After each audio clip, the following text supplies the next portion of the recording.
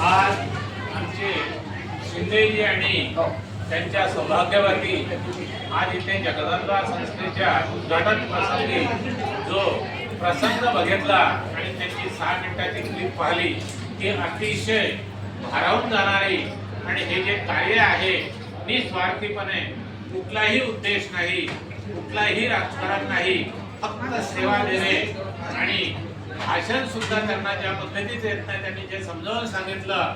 भाषण देणं म्हणजे कुठली तरी काही कला असतो, परंतु ही सेवा देणं ही अतुलनीय आहे.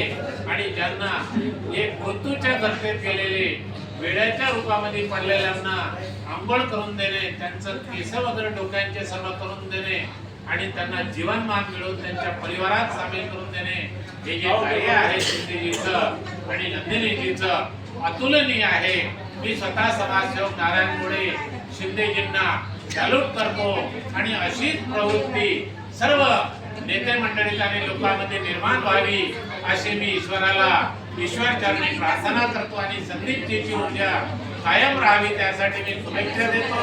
जय महाराष्ट्र, जय जगदंबा. इथे